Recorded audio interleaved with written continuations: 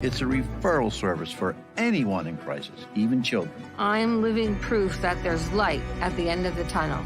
And it's not a train, it's help. It's NJ 211. Hi, I'm Kathleen Butler-Smith, and I'm the founder of Morph Mom. I'm thrilled to introduce our show, The Happier Hour. Each week, along with my 5 co-hosts, we will feature guest speakers who share personal journeys of strength and hope, along with tips and financial tools to bring inspiration to you to find your next step. You can watch The Happier Hour on News 12 Plus throughout the New York tri-state area. You can find us on Sunday nights at 8 p.m. on Verizon Fios Channel 530 or Optimum Channel 61. See you Sunday. Welcome to Distinctively Outdoors. Here at Distinctively Outdoors, we help our customers seek the ultimate experience for the best outdoor design. Distinctively Outdoors provides award-winning products that you can have right in your backyard, such as breathtaking kitchens and appliances, custom pergolas, quality outdoor furniture, and our relaxing hot tubs. Visit our store today in Parsippany, New Jersey, on Route 46, or call us at 973-828-1288 to help you get started on your dream outdoor environment.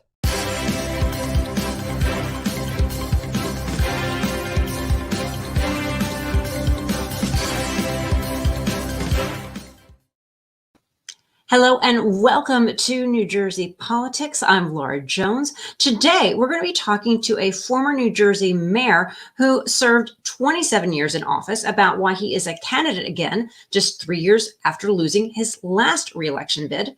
First, though, we're going to be diving into the one and only primary debate in New Jersey's race for governor that was held this week at the New Jersey 101.5 studios between two candidates, Jack Ciattarelli and Hirsch Singh. Now, there are 4 Republicans running. However, Phil Russo, who is a pastor, and former Somerset County freeholder and former Mayor of Franklin Township, Brian Levine, they did not qualify for the debate under the rules of ELEC, which is New Jersey's Election Law Enforcement Commission. The 2 Republicans who did meet up on the debate went after each other. And here to break it all down is Matt Rooney. He's the founder of Save New Jersey. Matt, it's so good to see you. Good to see you, Laura. Yeah, well, the debate really got heated, and they were certainly going after each other. Let's start it out by playing a clip for those who may not have been able to watch it. Thought it was really funny that Mr. Ciattarelli tried taking two shots at me so far. So we'll just start off by trying to say there's more in common between Phil Murphy and Jack Ciattarelli than there is with anyone else in this race. If you're looking for a real solution, get away from these left-wing wingers that are both in the Democrat and Republican Party, and we have the ability to fully solve our financial situation in the state, make the state affordable, and really make New Jersey great again. Hirsch has lost race after race after race after race. He cannot raise money. You can't win an election without raising money. And he will put everybody down ballot in jeopardy in November. Phil Murphy will be our governor for the next 4 years. He has not been endorsed by his hometowns of Summer Point or Linwood or his Homewood County. The people that know him best have rejected him. He's a loser in November. Okay, so Matt, I want to get your impressions. How do you think the 2 did in reaching the Republican base? You know, a carpenter's only as good as its tools. And the problem with these debates is always that a candidate can only do so much with the questions asked. There's very little ideological difference between most of the candidates in a 2021 Republican primary debate and a Democrat primary debate. I suspect if you sat Jack Ciattarelli and Hirsch Singh down, regardless of what Hirsch said during the debate, they'd probably agree on 95% of the issues. The real difference between these candidates is their biographies. They're very different people. They come from different generations. I kind of would have liked to hear a little bit more about their backgrounds, their actual qualifications for the jobs. And I also would have liked to hear a lot less about Donald Trump and a lot more about Phil Murphy and his policies and their specific plans. I mean, I know Phil Murphy's going to want to run on Donald Trump. You would too if you were responsible for the deaths of 8,000 nursing home residents. But, you know, I think most New Jerseyans want to hear about what's going to happen in the fall and beyond. How are we going to get beyond these pandemic restrictions? What are we going to do finally about property taxes? What are we going to do about making sure our children actually get to go back to school and learn? Would have liked to hear a lot more about that. Well, I mean, do you think that's going to change? Because I was looking myself and researching, trying to find what do they stand on? What do they have to say? And even though they do have their own platforms, you have to look for it because media really isn't covering it. They're going for more of the headlines of this person aligned with Trump, this person is a never Trumper. So, how does a voter really, find the information that they need? Well, that's the hard part, right? It's kind of this interesting contradiction because on the one hand, there's plenty of people like you, me, and plenty of other folks that are watching this broadcast who would like to get a little bit deeper. Has Hirsch Singh ever run a business? What was Jack Ciattarelli's voting record when he was in the state assembly? Instead, you get kind of this clickbaity stuff that gets clicks online. And even today, even though he's been out of office since January, any mention of Donald Trump is what gets people clicking and watching and interacting and exciting their passion. So, not to take this too far away from the candidates, but I think these types of debates, if you're not satisfied with them, it's really as much an indictment of our media culture. Are they actually trying to inform you, or are they just trying to get you ticked off? Well, one of the things is this past week, PBS, New Jersey CBS, was supposed to have a debate, but that was called off at the last minute because someone from the Singh campaign apparently did not agree to submit to pre-COVID testing or to provide results of COVID testing. So there was an effort made. And, what do you make of that? Yeah, there's some controversy about it, and I know that Jack and Hirsch kind of gotten a little bit of a dust up about that at the debate. What Hirsch's actual requirements were versus what he's saying they are. Ultimately, I think what's pretty clear is Hirsch Singh knew that one debate was going to be remote and the other wasn't, and he made a political decision. He said, I'm polling close to Jack Ciattarelli in some of these surveys. I need another issue to try to create a wedge between him and the voters we're both trying to win. Let me accuse him of not wanting to debate in person because, there's a lot of Republican primary voters who are tired of these social distancing measures and they want candidates to actually appear in person. So, ultimately, I think it'd be awfully nice if all candidates could just stop trying to play a character and just tell us about themselves. Tell us what it is you plan to do. I'm like most of the people watching this. I pay property taxes. I pay way too much in the way of property taxes, and I certainly don't live in a mansion.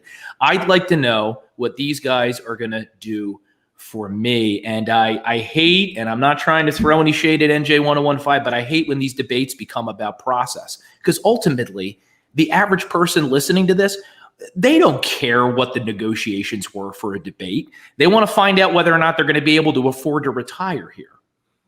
Right. And as we wrap up this segment briefly, if you can, in 10 seconds, what message do they need to make in order to not only win the primary, but if they want to beat Phil Murphy in the general election? What is the message? Open New Jersey. And that's meant in the literal sense that it's time to get past this pandemic. It's over. We need to get back to our lives, our businesses, our school children, everyday taxpayers, but also open up New Jersey and Trenton. Phil Murphy is not a transparent governor. He's put forth very deceptive statistics, which have allowed him to manipulate this virus. The MVC is a mess. Unemployment is a mess. He's not answering Oprah requests. We need democracy in New Jersey again. So across the board, we need somebody that's going to open it up and put average citizens back in charge of their state. Okay, Matt Rooney, thank you so much for taking the time to talk to us. We hope to have you back on again. Anytime. Thanks for having me. All right. And we want you to stay with us as we continue here on New Jersey Politics. Up next, we're going to go to a local race for mayor that is really heating up in one community. Stay with us. 2020 felt like a dark tunnel, and while 2020 is over, the impact is not. The pandemic affected both our physical and mental health. We started the Cody Fund for Mental Health to change lives, so we want you to know about NJ211. It's a referral service for anyone in crisis, even children. I'm living proof that there's light at the end of the tunnel. And it's not a train, it's help. It's NJ211. Hi, I'm Kathleen Butler-Smith, and I'm the founder of More Fun. I'm thrilled to introduce our show, The Happy Hour. Each week, along with my 5 co-hosts, we will feature guest speakers who share personal journeys of strength and hope, along with tips and financial tools to bring inspiration to you to find your next step. You can watch The Happy Hour on News 12 Plus throughout the New York tri-state area. You can find us on Sunday nights at 8 p.m. on Verizon Fios Channel 530 or Optimum Channel 61. See you Sunday. Welcome to Distinctively Outdoors. Here at Distinctively Outdoors, we help our customers seek the ultimate experience for the best outdoor design. Distinctively Outdoors provides award-winning products that you can have right in your backyard, such as breathtaking kitchens and appliances, custom pergolas, quality outdoor furniture, and our relaxing hot tubs. Visit our store today in Parsippany, New Jersey on Route 46, or call us at 973-828-1288 to help you get started on your dream outdoor environment.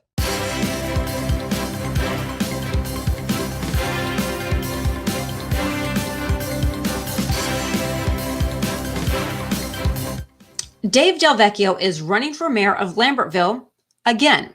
Now, 3 years ago, he lost his seat to Julia Fall in the Democratic primary. And before that, he was mayor of Lambertville for 27 years. He joins me now to talk a little bit about why he is running again. Dave DelVecchio, so good to see you. Thank you, Laura Jones. In Lambertville, a very Democratic area, and oftentimes it's the Democratic primary that will determine more or less who ends up winning in the primary. And you're facing off against a newcomer, Andrew Nowick. Yes. So tell me a little bit about, just first, why did you decide to run again? Well, there were some issues. Spending in the past 2 years has gone up 18.44%, $966,000 over the 2018 budget that we'd done. Taxes have gone up 21.5%. So a lot of people are concerned about that. And people have been talking to me all along about the possibility of doing this. And, I really didn't have much interest in it until this year. Services have, in a lot of people's opinion, services are down, garbage collection, the Inconvenience Center, that's what we call it now. It used to be the Convenience Center, but it's never open, so we call it the Inconvenience Center. The snow plowing, garbage, the street sweeper, it's been very inconsistent from time to time. And then, there's the issue of development. The planning board has been a rubber stamp for developers. And, that's, I think, comes from the mayor's office. And I think, the planning board should be representing all the city, not just the developers. So I would say, those are the four major issues. And then there are other things that no one's talking about that we need to get, I used to talk about, but we need to get back to, and that's climate change. I think if every municipality were to do their fair share for climate change, we'd be in a lot better shape. So, we started doing things for climate change. I was one of the first mayors to sign a pledge saying that we would abide by the Paris Accords. And we did a benchmark analysis of our carbon footprint. We put in LED streetlights. We did, our buildings in terms of energy efficiency. So if I'm fortunate enough to win, some of the things that I want to do are put EV charging stations downtown, in downtown Lambertville, because if you don't have EV charging stations, I think you're going to be, a place people just go by, because more and more people are going to have electric vehicles. Go ahead. Sorry, go ahead. Well, I was going to say, in your process to decide, when you were mayor, you did more than that. You were head of the mayor's, head of the mayor's association. I was head of both the League of Municipalities. Right, League of Municipalities, there you go. And the Conference of Mayors. Right. So when you're looking about going into again, who you're reaching out to, who you're hearing from, are you reaching out to other people? One of the things people will say is that Dave DelVecchio, because he's been around for a long time, he knows how to work with Trenton, and also he understands how to work with our congressional delegates as well. So did any of your former or anybody in the legislature, what are they saying? Sure, I've talked to, and our delegation for the 15th Legislative District, Senator Turner, Assemblyman Borelli, Assemblywoman Reynolds Jackson. They're all supporting me. And, I talked to them about this. I've talked to other mayors about this. One of my good friends is Mayor Bolwich from the city of Elizabeth. I talked to him. I've talked to, my good friend, Mayor McDonough, who from Hope. There were some mayors up and down the state that I've talked to about doing this again. I talked to the staff of the League of Municipalities. I talked to different members of the legislature. I talked to, different members of our congressional delegation. So, I think you just don't go into this blindly. You go into this with your eyes wide open and obviously I've been here before. So, I know some of what to expect. Of course, the pandemic is much different than anything I experienced before. I mean, we dealt with floods, we dealt with superstorms, we dealt with blizzards. So that's very difficult. But the pandemic has been obviously something that no one had a playbook for, really. Now, I understand that you have a little bit of information that has just come in, and it's going to be heard first here on New Jersey Politics. Yes, it is. And I'm very excited about this. My friend and our great senator from the state of New Jersey, Cory Booker, has endorsed my candidacy. And, I couldn't be more proud of him doing that. I'm very pleased. And, he and I go back a long way. And I think I supported his run for president rather. I think he does a great job representing the state of New Jersey. And, he's nationally recognized for, some of the things that he's involved in, social justice, climate change, some other things. He's just a great leader. And, I'm very happy that he endorsed me. That is a big endorsement. All politics is local, and ultimately it comes down to, who do people know? Who do they trust? And Andrew Nowick, and we're going to have him on as well. Sure. But what is it that you think that you can bring to the table?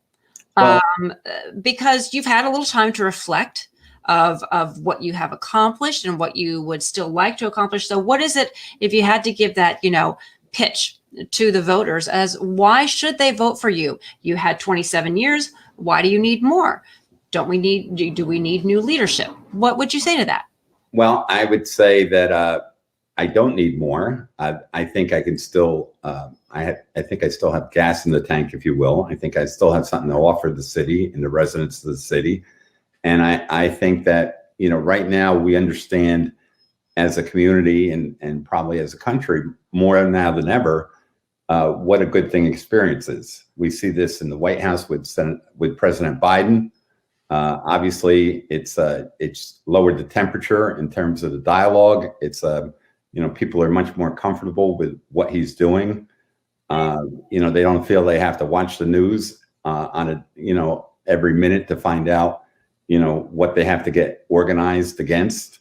So I think that experience is something that's to be valued. And I think we see it with the president, and he's a great example of it. And he's being effective right now because he knows how the system works. He knows how the Senate works. He knows how Congress works.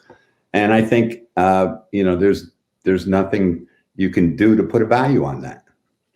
And what matters so much to the people in this community, and I live in the adjoining community in West Amwell, is the quality of schools. Yes. There is the issue of affordable housing, and if you can kind of wrap that up as to how that plays into your campaign and what you can say to voters, because these are issues that are of great concern, everything from trying to decide building facilities upgrades to a Dollar General store going right outside one of the developments. Well, I'll take the schools first, if that's okay. Lambertville has a K through 6 school right now because we are all 3 K through 6 districts. It's a walking school, and I think that's critically important for the community.